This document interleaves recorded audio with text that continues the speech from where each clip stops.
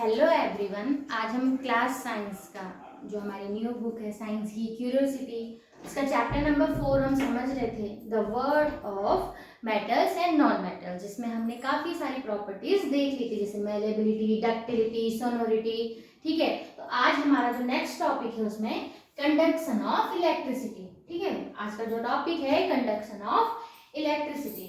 तो have you ever seen an electrician using an screwdriver? ठीक है, क्या आपने कभी इलेक्ट्रिशियन को स्क्रू ड्राइवर यूज करते हुए देखा है? ठीक है,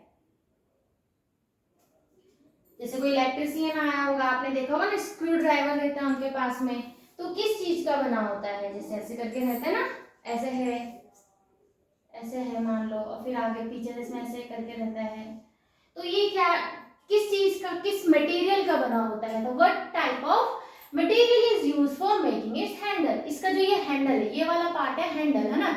तो ये हैंडल बनाने के लिए किस टाइप का मटेरियल यूज होता है? तो आपने मेनली देखा होगा जो हैंडल है वाला पार्ट होता है वो आपका प्लास्टिक का या लकड़ी का रहेगा। ठीक है, you may have also notice the electrician wearing rubber gloves and shoes while working. और जो इलेक्ट्रिशियंस आते हैं उनको देखा होगा, उन्होंने हाथ में ग्लव्स पहने रहते हैं, रबर ग्लव्स, और साथ ही साथ जूते या चप्पल पहन के, शूज या स्लीपर पहन के ही वो काम करते हैं। What can be the reason for this? तो ऐसे क्यों है? ठीक है, हम घर के अंदर उन्हें बुला रहे हैं, फिर भी हम उनको शूज और स्लीपर देते हैं कि ये पहन के ही काम करना है उन्होंने, है ना। ऐसे क्या रीजन है? तो let us design and create. तो आपको यहाँ पर एक, जो आपने पीछे एक चैप्टर पढ़ा था इलेक्ट्रिसिटी वाला, उससे रिलेटेड एक टेस्ट यहाँ पे गिवन है। तो design an electric circuit like the tester circuit in the chapter electricity circuit and their component. जैसे आपने सर्किट एंड देयर इलेक्ट्रिसिटी वाले चैप्टर में एक इलेक्ट्रिक सर्किट तैयार किया था, वैसे ही एक सर्किट आपको यहाँ पे क्या करना है, तैयार करना है। जैसे कि यहाँ पे आपको स्विच देना है, ठीक है। स्विच के बाद में यहाँ पे मान लो आपने यहाँ पे बल्ब लिया, बल्ब के बाद में आपने यहाँ पे लिया सेल, और साथ ही साथ यहाँ पे आपको कुछ ना कुछ एक टेस्टर लेना है। ठीक है, repeat the same activity using the material listed below and record your observation in the table। आपको क्या करना है, यहाँ पे कुछ ऑब्जेक्ट दिए गए हैं और उस टेस्टर की जगह आपको वो वाले ऑब्जेक्ट यहाँ पे रखने हैं और देखने हैं कि क्या इलेक्ट्रिसिटी वहां से पास हो रही है या नहीं हो रही है। तो कैसे पता चलेगा बल्ब ग्लो कर रहा है या नहीं कर रहा है? ठीक है, तो जैसे कि आपको कुछ मटेरियल आपको गिवन है, तो मटेरियल है आपके, You may collect a few objects such as piece of aluminium foil हो गई, ठीक है, आयरन नेल हो गई, lump of sulfur, ठीक है, copper wire, a piece of coal, a piece of dry wood, a stone, a razor made of rubber and a piece of nylon rope। ये सब चीजें आपको क्या करनी है, कलेक्ट करनी है। Predict which of these could make the bulb of the tester glow and which could not। आपको बताना है कि कौन सा ऐसा ऑब्जेक्ट है इसमें जो उस बल्ब को ग्लो कर देगा और कौन सा ऐसा ऑब्जेक्ट है जो उस बल्ब को ग्लो नहीं करेंगे। तो आइए देखते हैं। तो इसमें आपको कंडक्शन ऑफ इलेक्ट्रिसिटी में दिखाया गया है। तो आप क्या होगा, तो जैसे यहाँ पे आपको गिवन है, you might have observed object made of aluminium, iron and copper made the bulb glow. ठीक है, जैसे कि आपने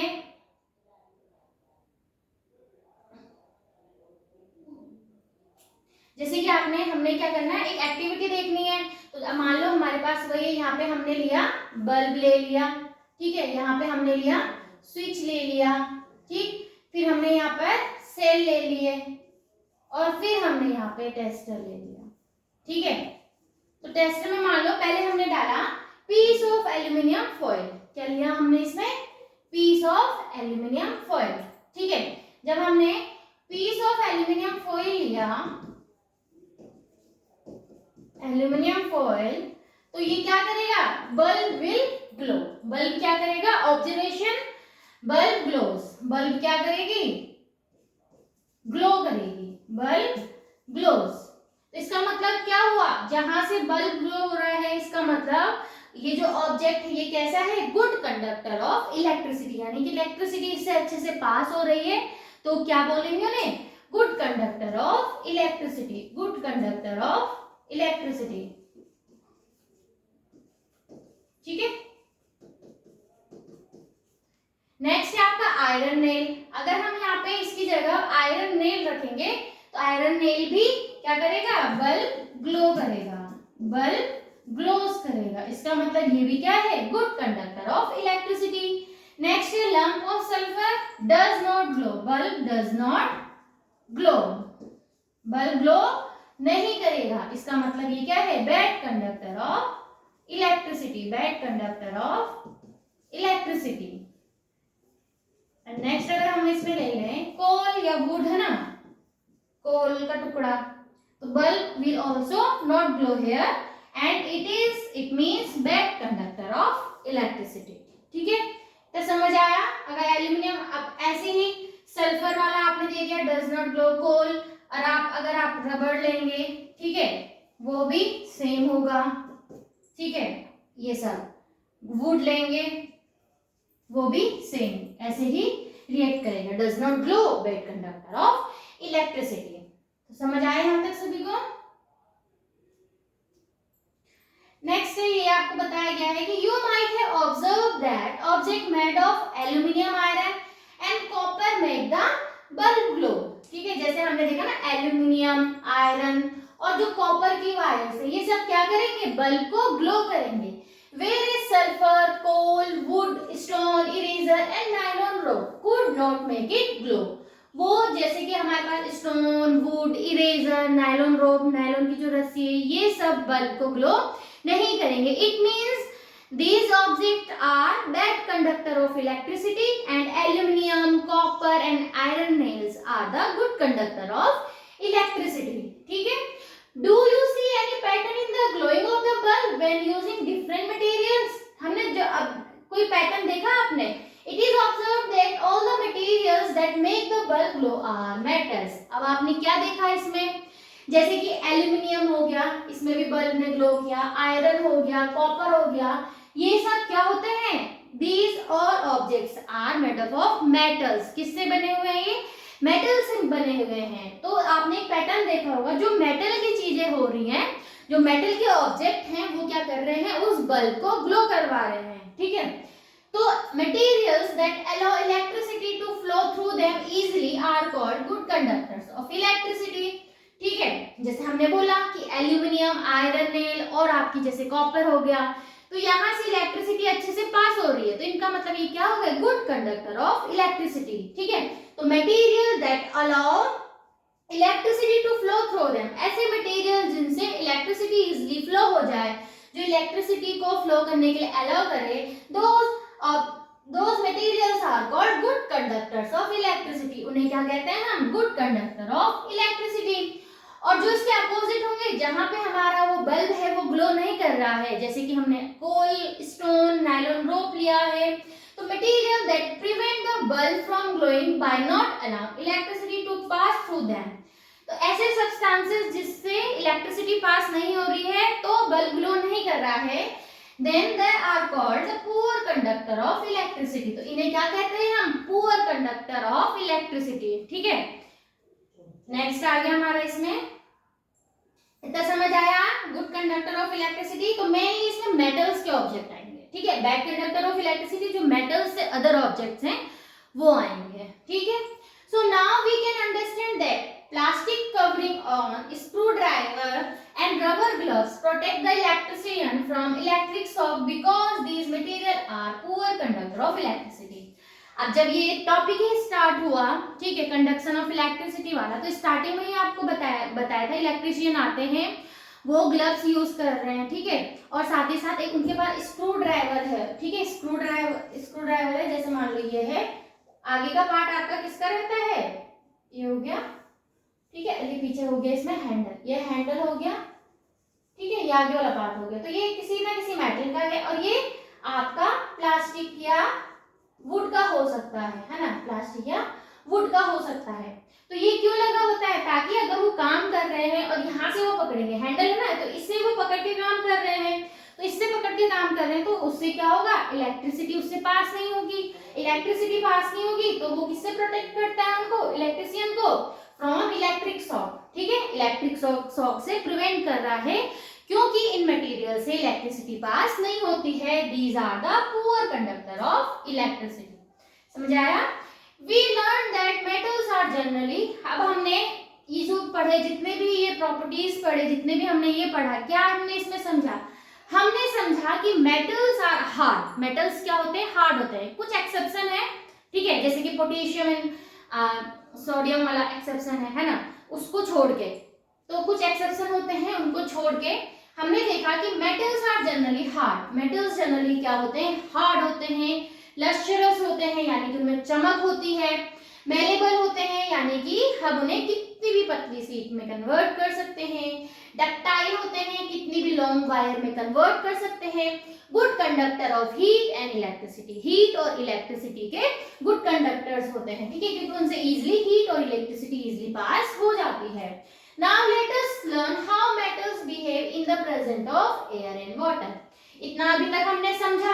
अब हम देख लेते हैं कि जो हमारे मेटल्स हैं वो एयर और वाटर के प्रेजेंट में कैसे क्या बिहेव करते हैं, ठीक है। तो effect of air and water on metal, ठीक है। अब हमने देखना है effect of air and water का मेटल पे क्या इफेक्ट पड़ रहा है, हवा का और पानी का। आयरन का एग्जांपल इसमें लिया है, आयरन मेटल का। You would have often noticed that iron object develop brown deposit when left in the open for few days. अब आपने देखा ही होगा, नॉर्मली आयरन की चीजें होती हैं, अगर हम कुछ दिनों के लिए उनको बाहर छोड़ दें तो उनमें क्या होता है, ब्राउन कलर की एक लेयर जम जाती है, ठीक है, एक लेयर डिपॉजिट हो जाती है। In which condition would an iron object develop brown deposit? तो ऐसी कौन सी कंडीशन है कि जिसमें जो ब्राउन डिपॉजिट है वो जमा हो, ब्राउन सा कलर का डिपॉजिट हो रहा है, क्यों हो रहा है, किस कंडीशन में हो रहा है? तो तीन कंडीशन इसमें गिवन है, इनको हम एक्टिविटी के थ्रू समझेंगे कि when it comes into contact with dry air only, जब वो ड्राई एयर के कांटेक्ट में आ रही है, क्या तभी उसमें वो ब्राउन कलर की लेयर डिपॉजिट हो रही है, या when it comes into contact with water, या सिर्फ पानी के ही कांटेक्ट में आने से हो रहा है, या when it comes into contact with both air and water, या जब वो दोनों के ही कांटेक्ट में आ रही है तब जाके उसमें ब्राउन कलर की लेयर डिपॉजिट हो रही है। तो ये तीन कंडीशन हमने थ्रू एन एक्टिविटी समझेंगे। तो लेट अस एक्सपेरिमेंट, ठीक है, यहाँ पे आपको गिवन है, ठीक है। Take a few shining iron nails, आपको क्या करने हैं, कुछ आपको नए आयरन नेल्स ले लेने हैं, ठीक है, कील होती हैं जो, अगर आप पुरानी आयरन नेल ले रहे हो तो उसमें से जो ब्राउन लेयर है उसको अच्छे से सैंड पेपर की हेल्प से क्लियर कर देना है। Take 3 clean dry glass bottle और test tube with tight fitting caps and stoppers, label them A B C। ऐसे आपको 3 ये ग्लास के बॉटल्स लेनी है, एयर टाइट कंटेनर होना चाहिए कि उसका ढक्कन अच्छे से लगना चाहिए, ठीक है। 3 आपको लेने हैं और तीनों को आपको A B C से लेबल कर देना है। Take 3 iron nails and tie each iron nail with a thread. अब आपको क्या करने हैं, 3 आयरन नेल लेने हैं और उनके ऊपर से उनको किससे, थ्रेड की हेल्प से उनको बांध देना है, ठीक है, धागा बांध देना है तीनों में ही। फिर क्या करना है आपको, जैसे कि यहाँ पे आपको दिखाया गया, ये आयरन नेल है ना, ये है, और ये देखो यहाँ पे ये थ्रेड है और ये यहाँ से ये बाहर आई है, ठीक है। Place 1 iron nail and some silica gel in the glass bottle A वाले में तो हमने क्या पुट किया, जो ये ए वाला बॉटल है इसमें हमने कील ये डाली है आयरन नेल और इसमें डाल दिया हमने सिलिका जेल। क्या डाले, छोटे छोटे दाने होते हैं ना, कभी आप देखना शूज में सिलिका जेल क्या होता है, makes the air dry, air को ड्राई करती है, उसमें मॉइस्चर नहीं होना चाहिए, ड्राई करती है। It is the substance that is used in small pouches in some medicines bottles। कुछ मेडिसिन बोतल में देखना आप छोटे छोटे दाने होते हैं, किसी में मिलते हैं, ठीक है, या वाटर बोतल के साथ में या शू बॉक्सेस के साथ में होते हैं ताकि उनको ड्राई रख सकें, ठीक है। तो पहले वाले में आपने क्या करना है, आयरन नेल को उसमें डाल देना है, साथ ही साथ उसमें सिलिका जेल डाल देना और उसको अच्छे से कवर बंद कर देना है, क्लोज कर देना है। नेक्स्ट आपको बी वाले में क्या करना है,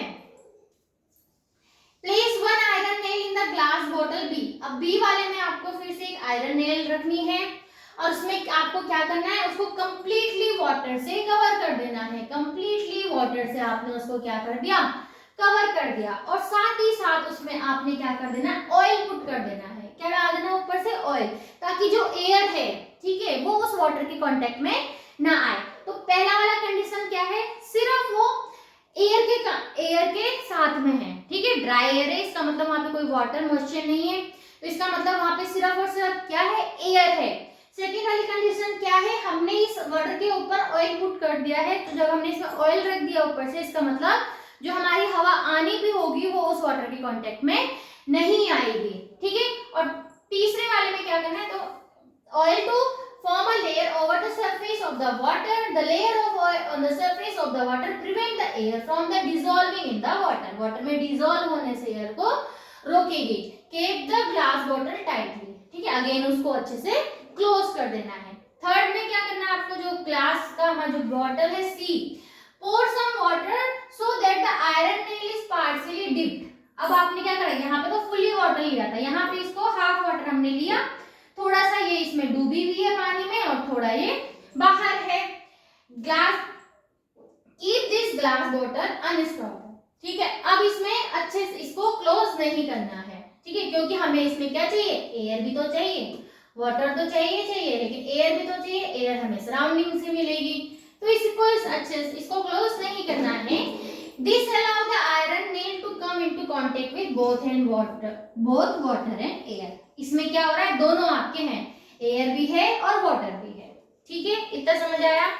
पहले वाले ए वाले में हमारे पास सिर्फ उस आयरन नेल के साथ में एयर प्रेजेंट है, दूसरे वाले में सिर्फ वाटर प्रेजेंट है, और सी वाले में आपका वाटर एंड एयर दोनों प्रेजेंट है। अब हमने देखना है इन तीनों कंडीशन में कि किस वाले में ब्राउन लेयर आती है, ठीक है। ब्राउन लेयर क्या होते हैं, रस्ट, जंग बोलते हैं ना उसको हिंदी में, ठीक है, तो समझ आया सभी को। Place all the glass bottle undisturbed at room temperature and observe the changes for 8 to 10 days. अब आपको उसको 8 से 10, एक हफ्ते लगभग उसको रख देना है, ठीक है। Record your observation. अब आपको क्या करनी है, इसमें ऑब्जर्वेशन आपको अपनी लिखनी है, ठीक है। तो पहली कंडीशन में क्या थी, प्रेजेंस ऑफ वाटर नहीं था ना, और प्रेजेंस ऑफ एयर था, यस। दूसरे वाले में presence of water, yes. Presence of air, no. Presence of water, yes. Presence of air, ठीक है। तो कोई लेयर, नो ब्राउन लेयर, ठीक है, अगेन नो ब्राउन लेयर। यहाँ पे क्या हो जाएगी, ब्राउन लेयर आएगी, yes, brown layer will be deposit in the third condition। तो जो आपकी ब्राउन लेयर आ रही है वो कौन सी कंडीशन में आ रही है, जहां पे एयर एंड वाटर दोनों प्रेजेंट है। अगर वो सिर्फ एयर के कांटेक्ट में है तो no brown layer will be deposit there, okay. अगर वो आपकी सिर्फ वाटर के कांटेक्ट में है then also no brown layer will not deposit there, और अगर दोनों के ही कांटेक्ट में है then the brown layer will be deposit, ठीक है, इतना समझ आया। तो what can you conclude from this experiment, तो इस एक्सपेरिमेंट से क्या समझ आया आपको, अभी बताया। This is observed in glass bottle A and B, the iron nails do not show any brown deposit. जो आपके ए और बी वाला जो बॉटल है उसमें आपकी जो आयरन नेल है उसमें कोई सा भी ब्राउन डिपॉजिट नहीं आया। तो what does this observation indicate, इस ऑब्जर्वेशन से आपको क्या समझ आया, this indicate that the brown deposit or decoloration on the iron nails do not develop when the iron nail is kept on the dry air alone, यानी जब हमने उसको बैट बॉटल ए में रखा था और वाटर ओनली, यानी कि जो आपकी ब्राउन लेयर है जब वो सिर्फ वाटर के साथ है या सिर्फ एयर के साथ में, तो कोई भी लेयर वहां पे डिपोजिट नहीं हो रही है। However in glass bottle C, अब सी वाले में क्या था, हमारा दोनों प्रेजेंट था, एयर भी था वाटर भी था। The iron nail shows the presence of brown deposit. Iron nails ने क्या दिखा, उसमें ब्राउन कलर का जो भी है वो उसमें आ गया था। This indicate that the presence of both water and air is essential for this deposit to develop. तो इसका मतलब क्या हुआ, तो जो ब्राउन कलर की जो लेयर डिपोजिट हो रही है उसमें जो जमा हो रही है उसके लिए दोनों ही होने जरूरी है, तब जाके आपकी वो ब्राउन लेयर उसमें आ रही है, ठीक है। या तो उसमें एयर प्रेजेंट होना या वाटर, ऐसे नहीं, दोनों ही उसमें होने चाहिए। Thus, moist air is responsible for the development of brown deposit on the object made of iron. तो इसका मतलब जो हमारा उसमें जंग लग जाता है वो किसकी वजह से होता है, जो जंग लग जाता है moist air की वजह से होता है, ठीक है, इतना समझा है। इसको क्या बोलते हैं, जो ब्राउन डिपॉजिट होता है इसको रस्ट, इसको क्या कहते हैं, रस्ट, हिंदी में बोलते हैं ना जंग। The process of formation of rust on object made of iron is called rusting. और अगर जो ये आपका रस्ट आपका किसमें फॉर्म हो रहा है, आयरन में फॉर्म हो रहा है, इसको हम क्या बोलते हैं, रस्टिंग कहते हैं। ठीक है, तो many other material also exhibit discolourisation when kept open in the atmosphere. ऐसी ही बहुत सारी ऐसी चीजें होती हैं जो ये सेम प्रॉपर्टी को शो करती हैं। ठीक है, तो कई बार आपने देखा था formation of the green coating on the surface of the copper object और black coating on the surface of the जो सिल्वर के ऑब्जेक्ट होते हैं ना, उनमें ब्लैक कलर का होने लग जाता है। तो gradual deterioration of metal surface caused by air, water और other substances is known as corrosion. Corrosion क्या होता है, धीरे धीरे मेटल का एयर, वाटर या किसी और वजह से उसका धीरे धीरे कम होते जाना, खत्म होते जाना, उसको क्या कहते हैं, corrosion. Do you know the rusting of iron is a serious problem in our country. Rusting of iron क्या है, एक सीरियस कंडीशन है। ठीक है, तो the rusting of iron can be prevented by several methods such as painting. हम करते हैं ना, जो आयरन की चीज होती है पेंट कर देते हैं, या oiling, greasing and applying a protective layer of zinc metal on iron. Galvanisation एक मेथड होता है। गैल्वेनाइजेशन किसे कहते हैं, जब हम क्या कर रहे हैं, आयरन के ऑब्जेक्ट में जिंक की एक लेयर उसमें अगर हम लगा देते हैं, इस प्रोसेस को कहते हैं galvanization. We will learn about this in higher grade, इसके बारे में हम आगे की क्लास में पढ़ेंगे। तो गैल्वेनाइजेशन क्या होता है, जब हम क्या करते हैं, आयरन के ऑब्जेक्ट में जिंक मेटल से उसका एक प्रोटेक्टिव लेयर उसमें अप्लाई कर देते हैं, तो उसे क्या कहते हैं, उसे क्या कहते हैं, गैल्वेनाइजेशन। ठीक है,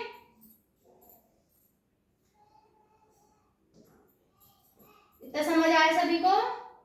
ओके, तो नेक्स्ट हमारा टॉपिक रहेगा effect of air and water on other metals. तो आज के लिए इतना ही, effect of air and water on metals, जिसमें हमने आयरन के बारे में पढ़ा था। तो कोरोजन क्या है, रस्ट क्या है, रस्टिंग क्या है, ये सब आज की क्लास में हमने देखा। और गैल्वेनाइजेशन क्या होता है। तो आज के लिए इतना ही, बाकी हम देखेंगे नेक्स्ट क्लास में। Thank you. अगर वीडियो अच्छी लगे please like, share and subscribe our channel और कमेंट भी करें। Thank you.